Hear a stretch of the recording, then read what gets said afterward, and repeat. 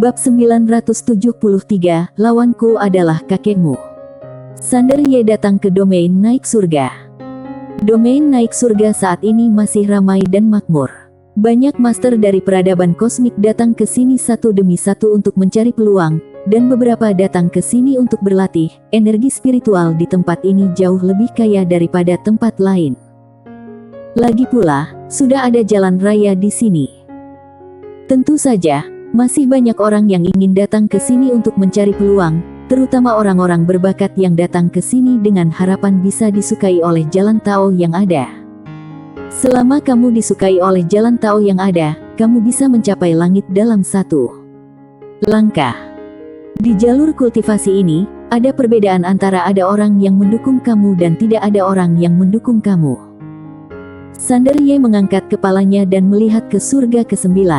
Dia mengambil langkah maju. Dengan langkah ini, dia sudah mencapai surga ke-9 dari domain naik surga.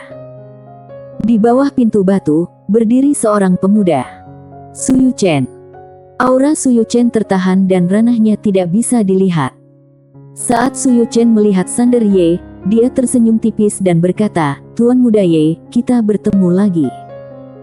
Sander Ye mengangguk, lalu berkata, "Aku datang untuk menemui gurumu kali ini." Su Yuchen berkata, "Guru sedang bertapa sekarang, tidak nyaman baginya untuk keluar." Sander Ye memandang Su Yuchen, sebaiknya dia keluar. Su Yuchen menatap Sander Ye, "Tuan Muda Ye ingin menyelesaikan kontrak 3 tahun lebih cepat dari jadwal." Sander Ye berjalan perlahan menuju pintu batu. "Tuan Chen, izinkan aku mengatakannya untuk yang terakhir kali, aku datang untuk menemui gurumu." Su Yuchen sedikit menyipitkan matanya, tidak nyaman bagi guru untuk keluar.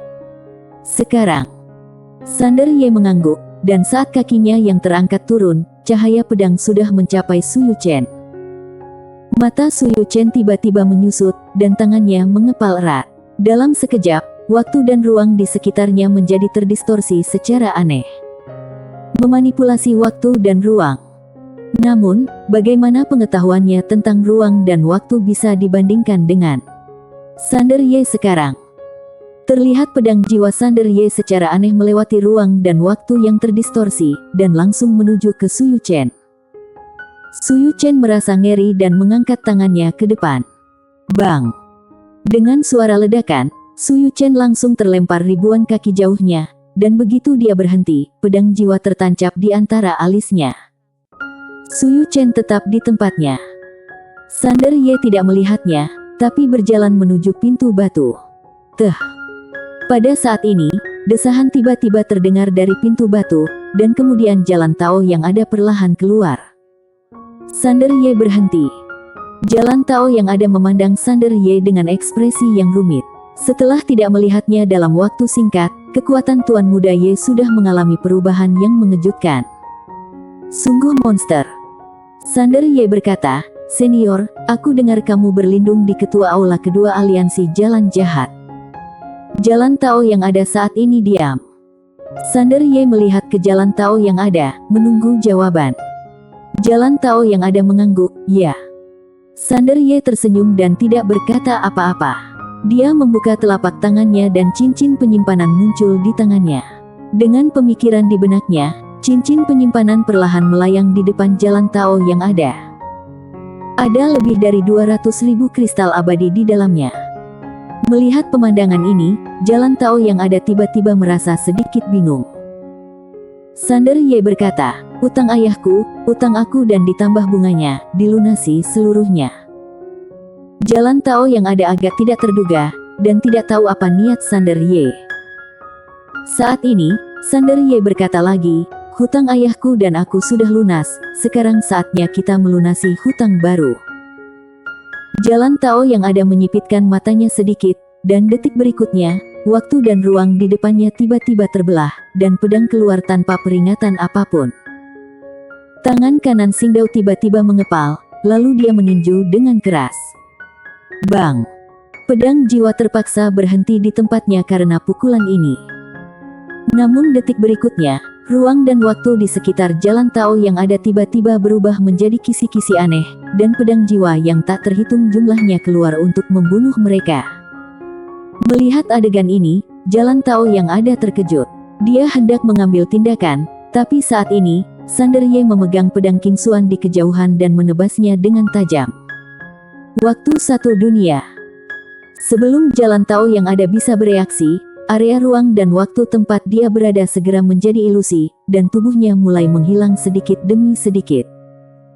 Sander Ye membuka telapak tangannya, dan cincin penyimpanan yang jatuh di depan Jalan Tao yang ada kembali terbang ke tangannya. Sander Ye berbalik dan pergi, tapi sebelum dia mengambil 2 langkah, alisnya tiba-tiba mengerutkan kening. Dia berbalik dan melihat ke Jalan Tao yang ada saat ini. Jalan Tao yang ada sudah menjadi ilusi, seperti gumpalan asap. Jalan Tao yang ada memandang Sander Ye dengan senyuman di wajahnya. Sander Ye tetap diam. Jalan Tao yang ada di hadapannya saat ini bukanlah tubuh asli, melainkan hanya tiruan. Jalan Tao yang ada tersenyum dan berkata, "Tuan Muda Ye, lawanku bukanlah kamu, tapi kakekmu." Setelah mengatakan itu, dia menghilang sepenuhnya. Seluruh surga 9 mulai berantakan sedikit demi sedikit saat tiruan dari Jalan Tao yang ada menghilang.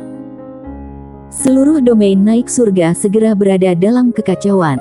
Banyak master mengangkat kepala mereka untuk melihat 9 surga yang mulai terpecah.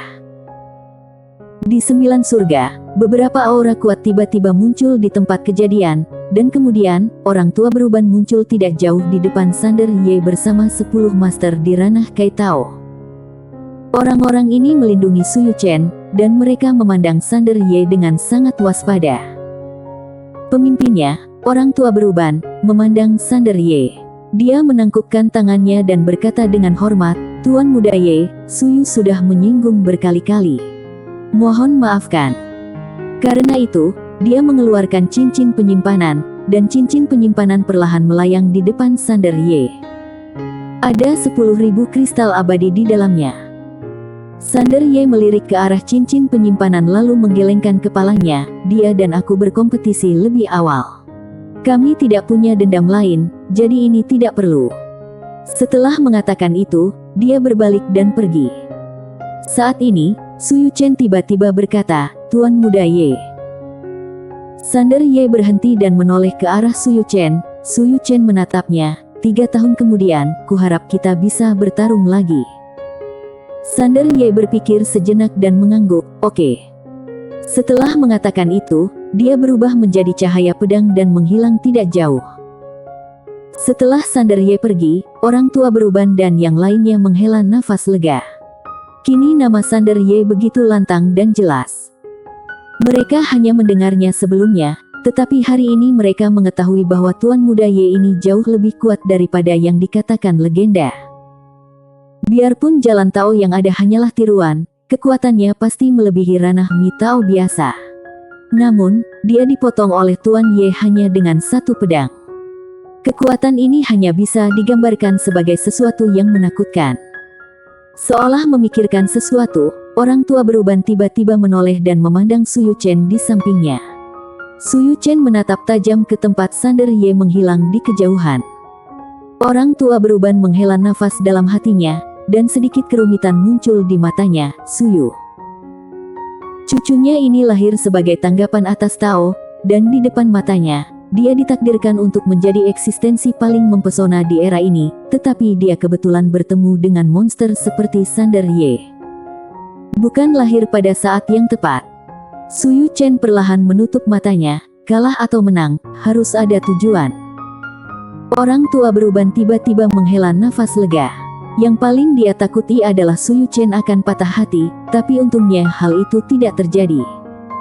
Segera, semua orang pergi.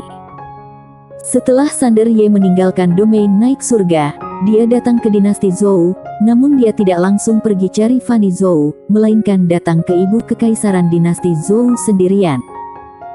Jalanan lebar ramai dengan orang yang datang dan pergi. Saat ini dinasti Zhou sudah resmi berintegrasi dengan alam semesta Guanxuan. Tidak hanya itu, seluruh dinasti Zhou kini mulai menghormati hukum Guanxuan. Tentu saja pada awalnya banyak perlawanan, namun tidak ada gunanya, karena sekelompok inti dinasti Zhou dengan teguh mendukung Fanny Zhou, sehingga biarpun ada suara-suara perlawanan, mereka dengan cepat diredam. Faktanya, tidak lama kemudian, mereka yang menolak perlahan-lahan menerima hukum Guanxuan karena Akademi Guanxuan. Ada juga Akademi Guanxuan di dinasti Zhou yang baru didirikan. Sekarang dekan paruh waktu adalah Fanny Zhou. Ketika Akademi Guanxuan pertama kali dibuka, banyak kekuatan dan master pada awalnya tidak mempercayainya, tetapi tidak butuh waktu lama bagi mereka untuk mengetahui bahwa Akademi Guanxuan benar-benar hebat.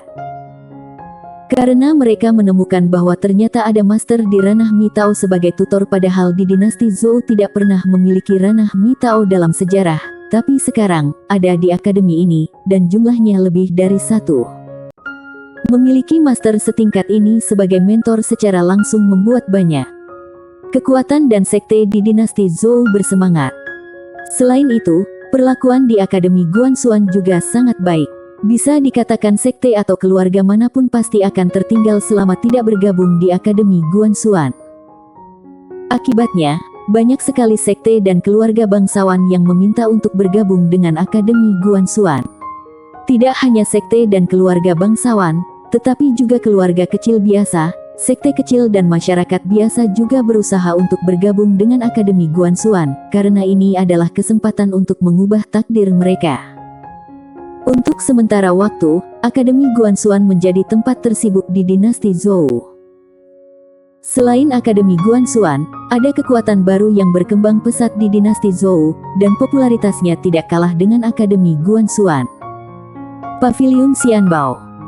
Setelah Paviliun Xianbao masuk ke dinasti Zhou, dia dengan cepat menjadi kamar dagang terkemuka di dinasti Zhou karena dukungan Fanny Zhou. Setelah Paviliun Xianbao menjadi kamar dagang terkemuka di dinasti Zhou, dia segera membuka hubungan antara alam semesta dinasti Zhou dan berdagang di alam semesta lain karena Paviliun Xianbao sudah membangun banyak formasi teleportasi sebelumnya. Oleh karena itu, jarak antar alam semesta sekarang menjadi sangat pendek, dan terjadi pertukaran dan perdagangan antar alam semesta. Kalau dulu dinasti Zhou masih cukup waspada, lagi pula mereka takut dengan peradaban Tianxing, namun kini dinasti Zhou memiliki energi pedang itu, tentu saja mereka tidak lagi mengkhawatirkan peradaban Tianxing. Secara umum dinasti Zhou kini sudah memasuki masa perkembangan yang pesat. Tidak lama setelah Sander Ye pergi, dia sampai di sebuah paviliun. Paviliun Xianbao. Saat ini, Paviliun Xianbao sangat makmur, dengan banyak orang keluar masuk, dan sangat ramai. Sander Ye masuk ke dalam paviliun, sangat luas dan bisa menampung puluhan ribu orang. Saat ini, seorang wanita cantik tiba-tiba menghampiri Sander Ye.